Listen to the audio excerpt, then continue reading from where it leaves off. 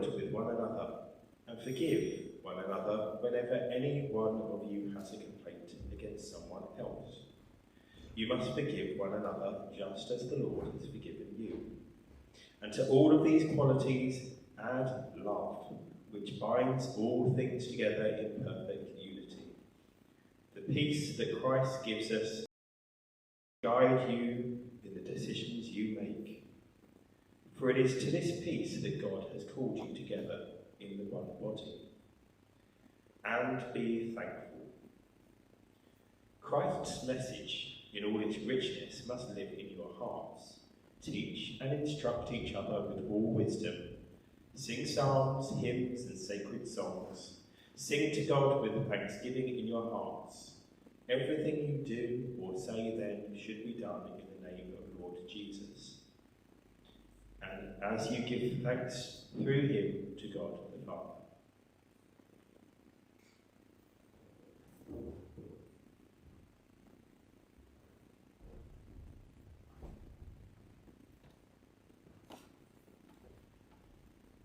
Matthew 2.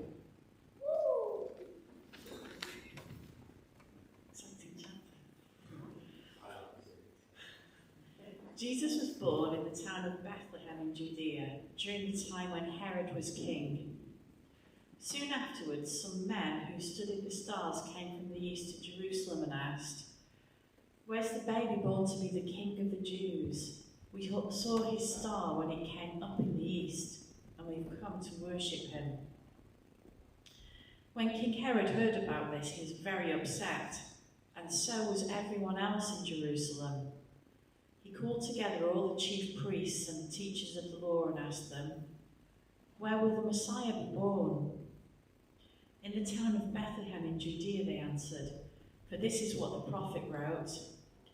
Bethlehem in the land of Judah, you are by no means the least of the leading cities of Judah, for from you will come a leader who will guide my people Israel." So Herod called the visitors from the east to a secret meeting and found out from them the exact time the star had appeared. Then he sent them to Bethlehem with these instructions: "Go and make a careful search for the child, and when you find him, let me know so that I too may go and worship him." And so they left, and on their way they saw the same star they had seen in the east.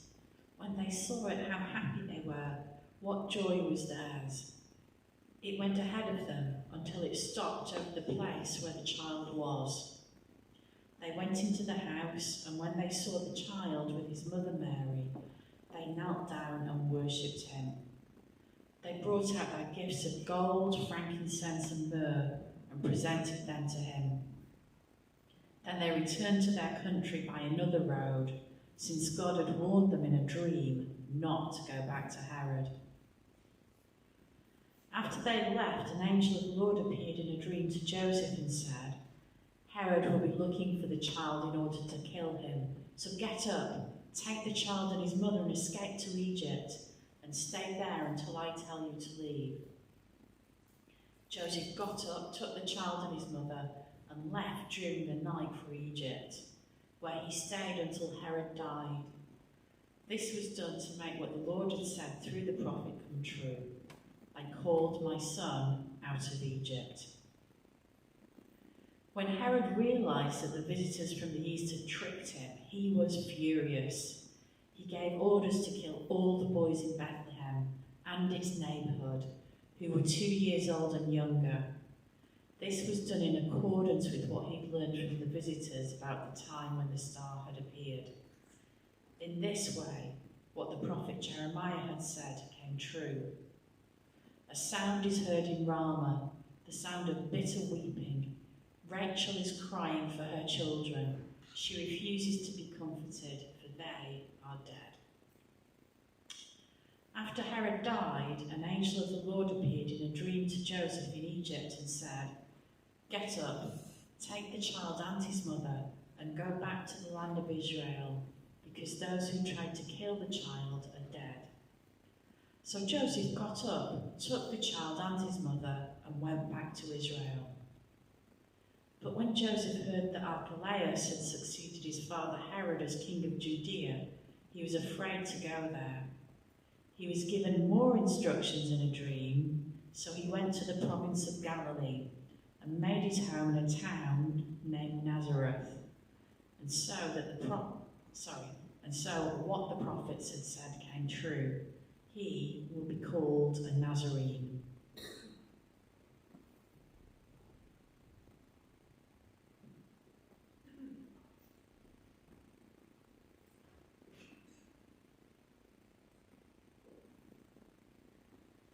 Every year, the parents of Jesus went to Jerusalem for the Passover festival. When Jesus was 12 years old, they went to the festival as usual. When the festival was over, they started back home, but the boy Jesus stayed in Jerusalem. His parents did not know this. They thought that he was with the group, so they travelled a whole day and started looking for him among their relatives and friends. They did not find him, so they went back to Jerusalem looking for him. On the third day, they found him in the temple, sitting with the Jewish teachers, listening to them and asking questions. All who heard him were amazed at his intelligent answers. His parents were astonished when they saw him, and his mother said to him, "My son, why have you done this to us? Your father and I have been terribly worried trying to find you." He answered them, "Why did you have to look for me? Didn't you know that I had to be in my father's house?" But they did not understand his answer. So Jesus went back with them to Nazareth, where he was obedient to them. His mother treasured all these things in her heart. Jesus grew both in body and in wisdom, gaining favour with God and men.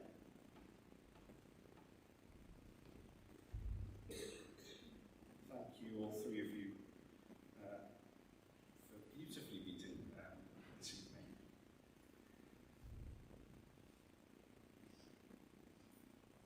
Yesterday, as I said earlier, the church marked the Feast of the Holy Innocents, a solemn day that remembers the countless children killed in a genocide by King Herod in his attempts to cling to power. It's a moment that is mentioned in just a couple of verses. And that's why Paul Sarah had to read the whole chapter, to give you a little bit of context, because if we'd have just read those couple of verses, they wouldn't have made any sense whatsoever. But in those couple of verses, you can just imagine the fear and the hurt that would have been caused to so many people living at that time. What have I done? Why do I click things? Yeah, sorry. There we are. It's a moment in the Christmas story that we don't talk about very much. It's a moment in the Christmas story that's quite horrible.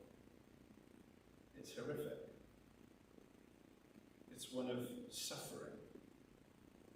It's one of darkness. Parents would have been terrified, desperate for God to intervene, yet unable to protect their own children. Their hopes and dreams that were born into their children for their families were shattered in an instant. It's a story of profound grief and loss. It's one that has repeated itself far too many times since. But even in the midst of such horror, God's redemptive plan was at work. Jesus had been born. Jesus, the light of the world. And through him, hope was unfolding. Even if it was really hard to see at that time. Now, for those of you that were here last year, I would like to hand you your hopes and your dreams for the year that we've just had. You'll see that they've been sealed with wax, so you're going to have to crack them open. But when you do crack them I think there's only two of you here, so that's right. But yeah, have a little look. But for everyone else, I want you to take some time now to reflect on moments of grief, fear, or loss that you've experienced in the past year. But also focus on what's gone well over the last year. Try and place yourself back where you were this time last year. New Year's Eve, it was on a Sunday. And yeah, try and work out what you think your hopes for 2024 might have been.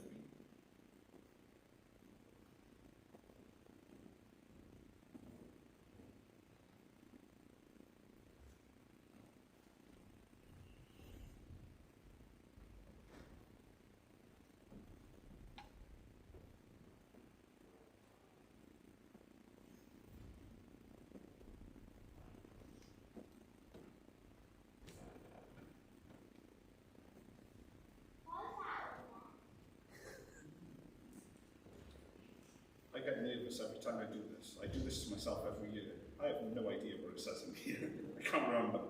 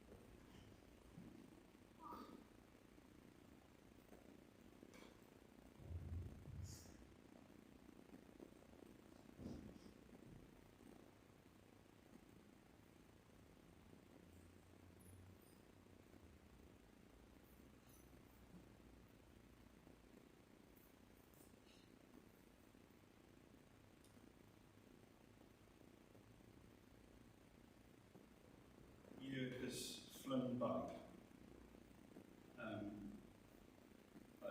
I bear in mind something that Simon put onto our group the other day around whether a goal is a dead person goal or more a sort of hope for ourselves. And I look at where I was last year, and there was certainly one of those was a dead person goal. But out of my 4 things, I aced 2, and the other 2 didn't. But, not bad. 50%. We'll take 50%.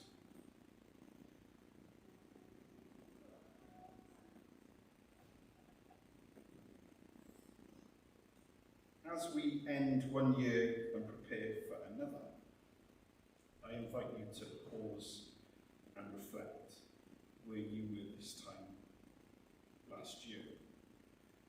What were your hopes and dreams?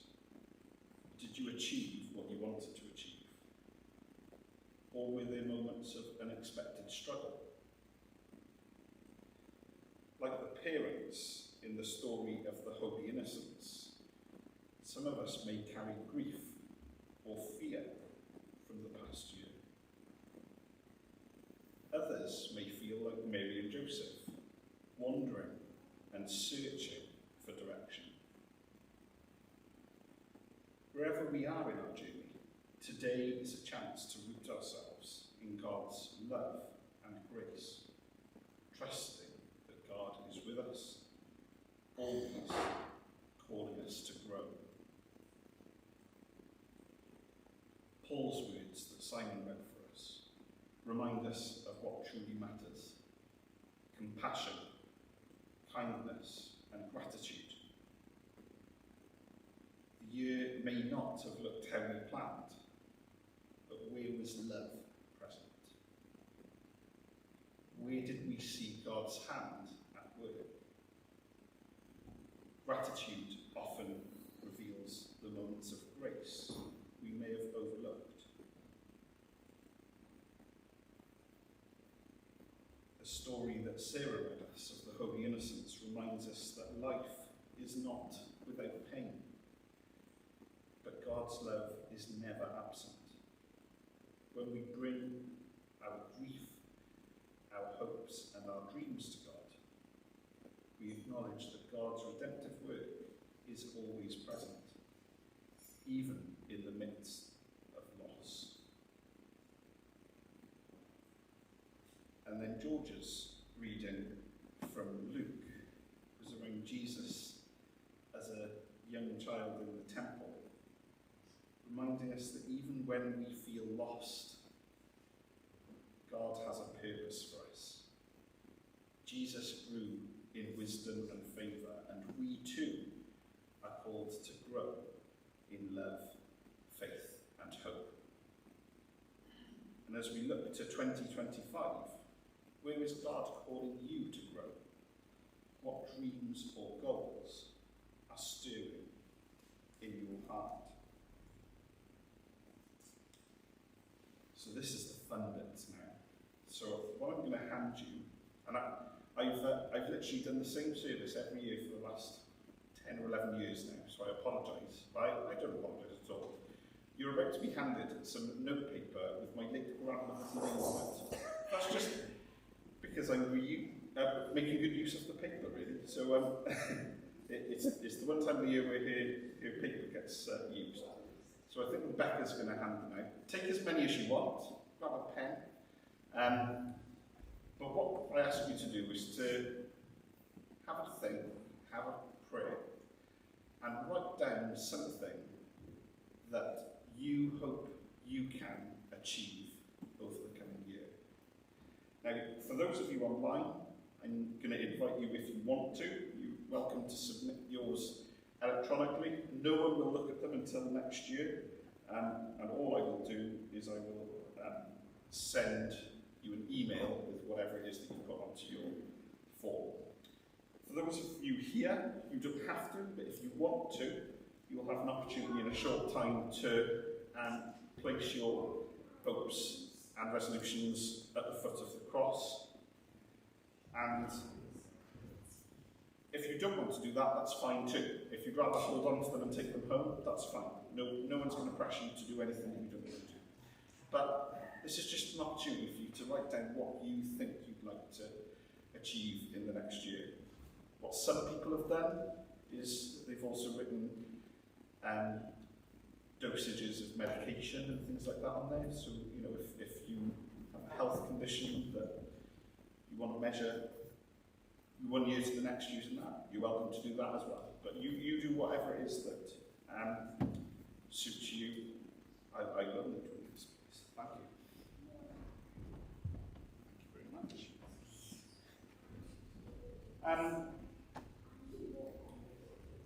Yeah, and once you've done that, just fold it over twice and write your name on the outside, and then we'll pop them onto the cross. Oh dear me, this is not good.